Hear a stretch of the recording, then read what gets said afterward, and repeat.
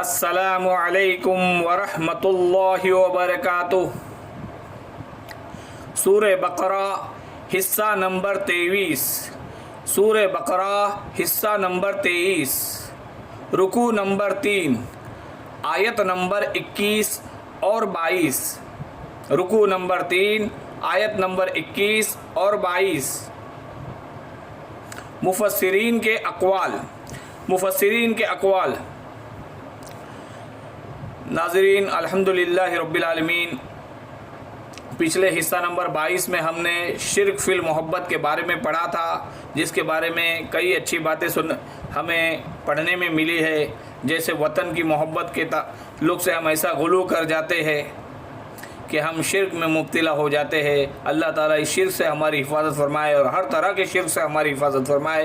اب حصہ نمبر 23 ہے شرک فی الدعا کے بارے میں ہم پڑھیں گے، لیکن ہر بار کی طرح ہم اس شرک کو پڑھنے سے پہلے رکوع نمبر 3 کے آیت نمبر 21 اور 22 کو پڑھیں گے، اس کے بعد شرک فی المحبت کے تعلق سے مفسرین کے اقوال کو پڑھا جائے گا۔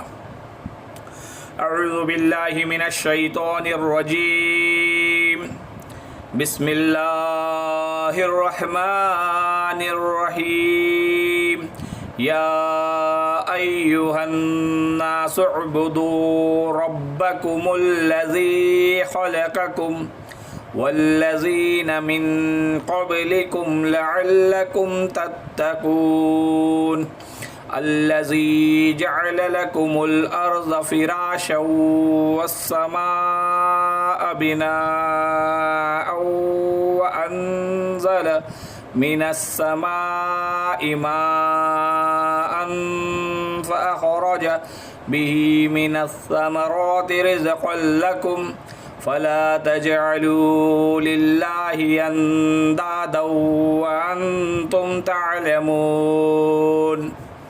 اے لوگو، اپنے اس رب کی عبادت کرو جس نے تمہیں اور تم سے پہلے کے سب کو پیدا کیا، یہی تمہارا بچاؤ ہے، جس نے تمہارے لیے زمین کو بچھونا بنایا اور آسمان کو چھت، اور آسمان سے پانی اتار کر اس سے پھل پیدا کر کے تمہیں روزی دی۔ خبردار، باوجود جاننے کے اللہ کے شریک مقرر نہ کرو۔ خبردار، باوجود جاننے کے اللہ کے شریک مقرر نہ کرو۔ اب یہاں سے ہم شرک فی الدعا کے بارے میں پڑھیں گے۔ شرک کی اگلی قسم شرک فی الدعا۔ شرک فی الدعا کے بارے میں جانتے ہیں کہ کسی کو مت پکارو کسی مدد کے لیے، کسی کو مت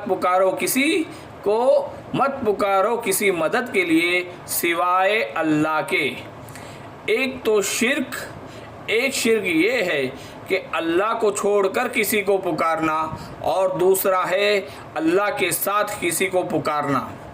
اللہ کو بھی پکارنا، اوروں کو بھی پکارنا بدترین شرک ہے، جسے شرک فی الدعا کہتے ہیں۔ شرک فی الدعا کا ذرا تجزیہ کر لیا جائے کہ ایک ہوتا ہے عام مادی قوانین، دنیا کا، اس کے تحت کسی سے مدد چاہنا، جیسے کہ بھائی ذرا مجھے پانی پلا دو، یہ بھی مدد چاہنا ہے۔ نبی اکرم صلی اللہ علیہ وسلم کے بارے میں آیا ہے کہ آپ صلی اللہ علیہ وسلم اتنے خوددار تھے کہ اگر سواری پر ہوتے اور آپ صلی اللہ علیہ وسلم کا کوڑا نیچے گر جاتا تو اس کوڑے کو اٹھانے کے لیے کسی سے یہ نہیں کہتے تھے کہ یہ کوڑا مجھے اٹھا کر دو، بلکہ سواری سے خود اتر کر کوڑا اٹھاتے تھے۔ تو یہ قانون مادی ہے، اس کے تحت مدد مانگنا کوئی بری بات نہیں ہے، کوئی غلط بات نہیں ہے۔ ما ورائی جو کچھ ذات باری تعالیٰ کے سوا ہو، اعتبار سے، غیبی اعتبار سے کسی سے مدد مانگنا شرک ہے، شرک فی الدعا ہے، شرک فی الدعا ہے۔ غیبی طور پر یعنی اللہ کے علاوہ کسی کے بارے میں یہ عقیدہ رکھ کر کہ وہ میری مشکل کشائی کر سکتا ہے، حاجت روائی کر سکتا ہے، میری مدد کر سکتا ہے، یہ شرک، اور اس کے شرک ہونے میں کوئی شک نہیں، یہ شرک فی الدعا ہے۔ اللہ تبارک و تعالیٰ نے قرآن مجید میں پارے نمبر 24 میں سورت نمبر 40 سورہ مؤمنون کی آیت نمبر 60 میں فرمایا، ان الذین یستکبرون عن عبادتی سیدخلون جہنم داخرین۔ اللہ تبارک و تعالیٰ فرماتا ہے مجھے پکارو، مجھ سے مانگو، میں تمہیں دوں گا، تمہاری دعا سنوں گا، قبول کروں گا، اور جو لوگ تکبر کی بنا پر مجھ سے نہیں مانگتے وہ جہنم میں داخل ہوں گے ذلیل و خوار ہو کر۔ نبی اکرم صلی اللہ علیہ وسلم نے ایک بہت پیاری کہی کہ دیکھو انسانوں سے تم مانگتے ہو تو ایک دفعہ تو دینے والے کے ماتھے پر بل چڑھ ہی جاتا ہے، کیوں مجھ سے مانگا، کیوں مجھ سے سوال کیا، بعد میں بھلے دے ہی دے لیکن اس کو ناگوار گزرتا ہے۔ اس سے مانگو جو کہتا ہے کہ مجھ سے مانگو میں دوں گا اور نہ مانگنے پر ناراض ہو جاتا ہے۔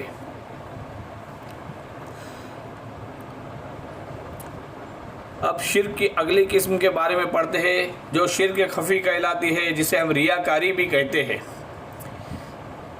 شرک خفی کے بارے میں پڑھتے ہیں جو شرک خفی کہلاتی ہے، جسے ہم ریاکاری بھی کہتے ہیں، کہ کوئی عبادت اگر ریاکاری کے لیے، دکھلاوے کے لیے کی جائے تو وہ ریاکاری ہے اور یہ شرک خفی کہلاتی ہے۔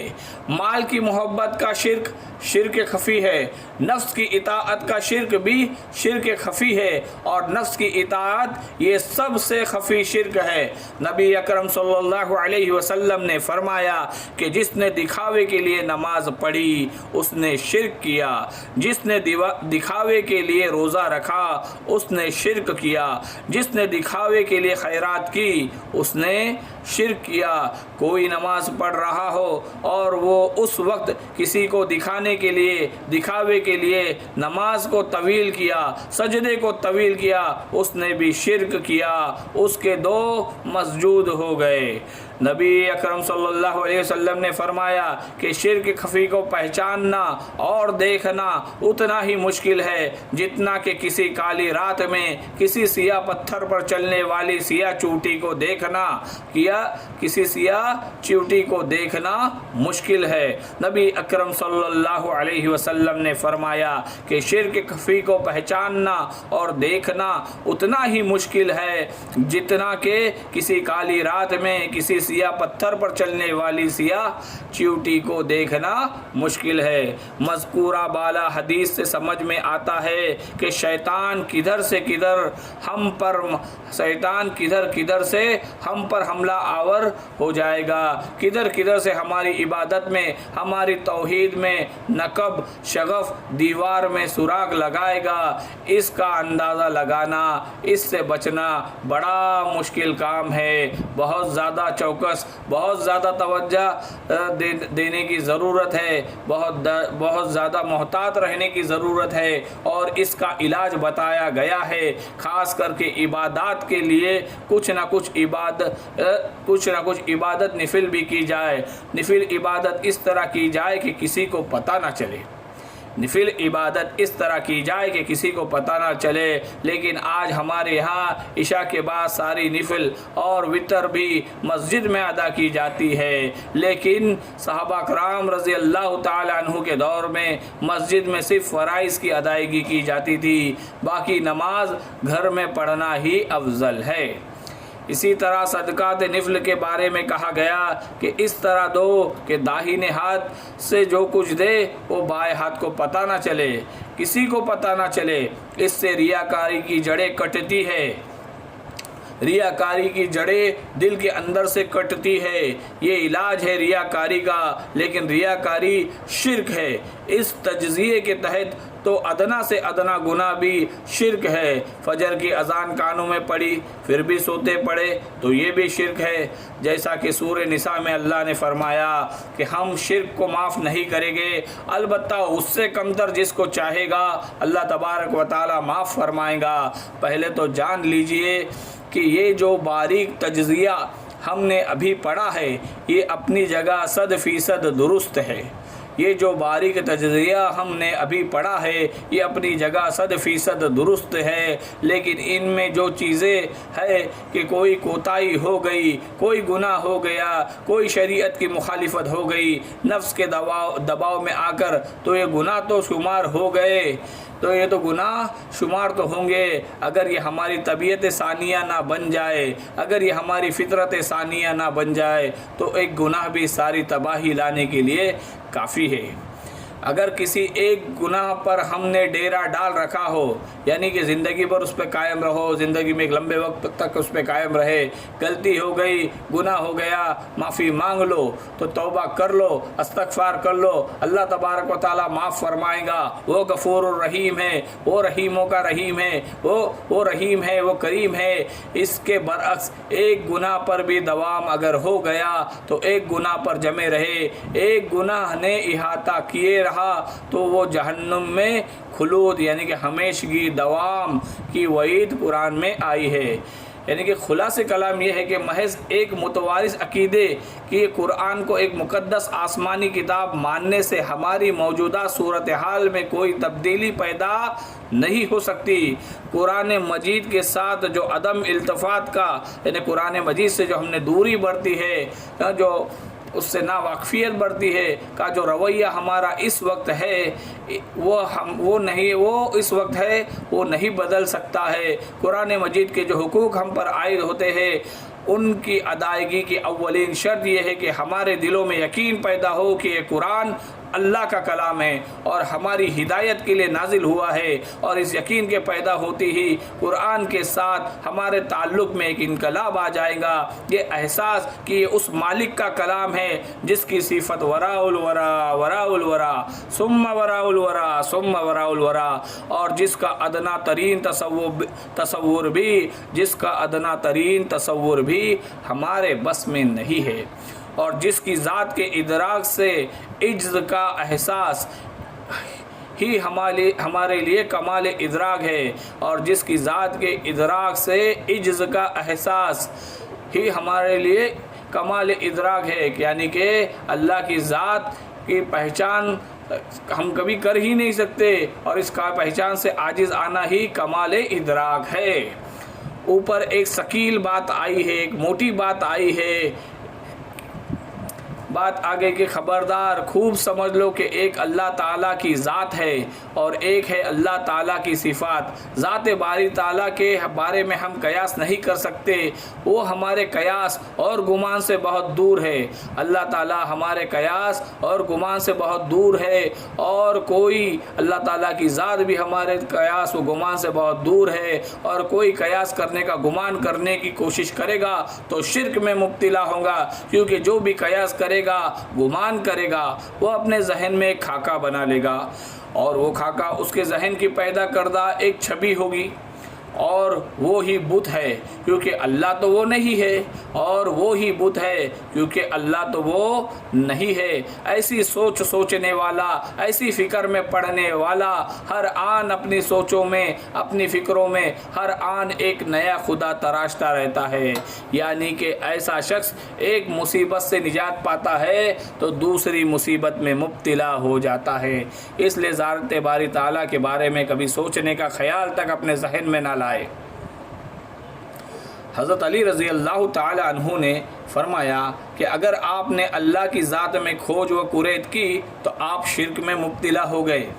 حضرت علی رضی اللہ تعالی عنہ نے فرمایا کہ اگر آپ نے اللہ کی ذات میں کھوج و کرید کی تو آپ شرک میں مبتلا ہو گئے۔ مذکورہ بحث سے متعلق حضرت ابو بکر صدیق رضی اللہ تعالی عنہ کا قول ہے کہ اللہ تعالیٰ کی ذات سے عاجز آ جانے کا احساس جب انسان کو ہو جائے گا، بس یہی ادراک ہے، یعنی کہ جب انسان یہ مان لیتا ہے کہ یہ معلوم ہی نہیں ہو سکتا، یہ ناممکن ہے، میری پہنچ سے بہت دور ہے، میری رسائی سے بہت دور ہے، تو اس طرح مان لینے والے نے سمجھ لی بات، اور اتنا ہی سمجھ سکتے ہیں۔ اس لیے ایمان مجمل میں آیا ہے آمنت باللہ کما ہوا باسمائہ و صفاتہ وقبلت جمیع احکامہ، آمنت باللہ کما ہوا باسمائہ و صفاتہ وقبلت جمیع احکامہ، میں اللہ پر ایمان لایا جیسا کہ وہ اپنے اسماء اور صفات سے ظاہر ہے، اور میں نے اس کے تمام احکام قبول کیے۔ میں اللہ پر ایمان لایا جیسا کہ وہ اپنے اسماء اور صفات سے ظاہر ہے، اور میں نے اس کے تمام احکام قبول کیے۔ اللہ کی صفات کا ادراک بھی ہمارے لیے بتمام و کمال ممکن ہی نہیں ہے۔ اللہ قدرت والا ہے، کتنی قدرت والا ہے ہم گمان نہیں کر سکتے، قیاس نہیں کر سکتے، ناممکن ہے، کیونکہ اللہ کی قدرت اور اللہ کی قوت اور اللہ کی رحمت، اللہ کا کرم، اللہ کی تمام صفات لامحدود ہے۔ ہمیں اللہ تعالیٰ کے ساتھ شرک کرنے سے بچنے کے لیے، اللہ تبارک و تعالیٰ کی توحید پر جمنے کے لیے ایک جملہ ہے وَهُوَ عَلَى كُلِّ شَيْءٍ قَدِيرٌ وَهُوَ عَلَى كُلِّ شَيْءٍ قَدِيرٌ، اللہ ہر چیز پر قدرت رکھتا ہے، اسی طرح وَهُوَ عَلَى كُلِّ شَيْءٍ عَلِيمٌ وَهُوَ عَلَى كُلِّ شَيْءٍ عَلِيمٌ، اللہ ہر چیز کا جاننے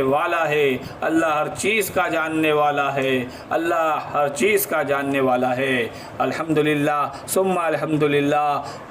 ہمارا یہ شرک کے بارے میں جاننے کا سلسلہ جاری ہے، اور آگے بھی انشاءاللہ تعالی حصہ نمبر 24 میں شرک جاننے کا سلسلہ جاری رہے گا۔ اللہ تعالی ہر طرح کے شرک سے ہماری حفاظت فرمائے، اور ہمیں اپنے رحمت خصوصی میں جگہ عطا فرمائے، اور اللہ تعالی ہمارے اعمال کو قیامت تک بڑھاتا رہے، اور اللہ تعالی ہمارے نام اعمال کو نیکیوں سے بھر دے، اور حقوق العباد، حقوق اللہ، ہر طرح کے حقوق کو ادا کرنے والا بنائے، اور اللہ تعالی ہماری آخرت سنوارے۔ اس کے لیے ضروری ہے کہ ہم قرآن پاک کو جانیں، قرآن پاک کے ایک ایک بات کو سمجھے، اس پر عمل کرے، اپنی زندگی میں لائے، اور پوری دنیا تک اللہ کے پیغام کو پہنچائے۔ نبی اکرم صلی اللہ علیہ وسلم نے فرمایا کہ پہنچاؤ میری جانب سے چاہے ایک ہی آیت کیوں نہ ہو۔ تو ہم اس طرح حصہ نمبر 24 میں آگے بھی شرک کے تعلق سے سلسلہ جاری رکھیں گے، شرک کی اقسام کے تعلق سے۔ اللہ تعالی ہماری اس کاوش کو قبول فرمائے۔ میرے پیارے بھائیوں اور بہنوں، جہاں کہیں سے بھی چاہو، جہاں کہیں سے بھی تمہیں ملے، قرآن کی دولت کو سمیٹ لو، اپنا توشہ آخرت بنا لو۔ قرآن کے بغیر ہدایت بھی ممکن نہیں، قرآن کے بغیر کامیابی بھی ممکن نہیں، قرآن کے بغیر ایمان کی تکمیل بھی ممکن نہیں۔ اللہ تعالی ہمیں کہنے سننے سے زیادہ عمل کرنے والا بنائے۔ آمین وآخر دعوانا الحمدللہ رب العالمین۔ السلام علیکم ورحمۃ اللہ وبرکاتہ۔